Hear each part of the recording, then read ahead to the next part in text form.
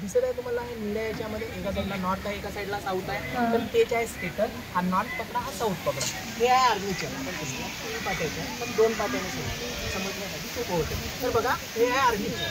आर्मीचरला आपण करंट दिलं, याला करंट दिलं तर याच्यामध्ये एक मॅग्नेटिक फील्ड तयार होईल.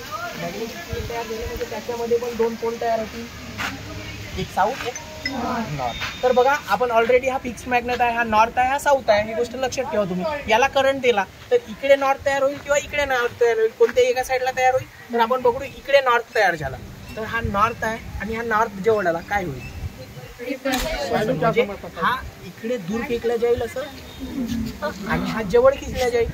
ठीक आहे. मग स्ट्रेटनेस सांगितलं होतं की आपण करंटची डायरेक्शन चेंज केली तर मॅग्नेटिक फील्डची पण डायरेक्शन चेंज होते. कोण सांगितलं होतं?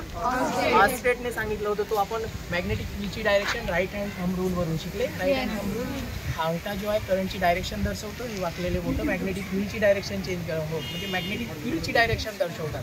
म्हणजे बघा आपण इकडे आता नॉर्थ होता साऊथ आला म्हणजे हेच बघतील.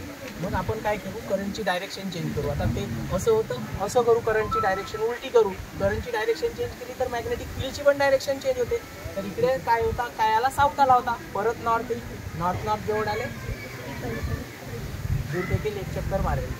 परत आपण करंटची डायरेक्शन चेंज करू, परत फिरेल, परत direction change direction change direction change करत आलं तर काय होईल, करंटची डायरेक्शन चेंज करत आला तर हे एकदम काय होईल, रोटेट होईल. तर मग समजलं तुम्हाला कशी आपण हे काय कशी हे मोटर यूज करते.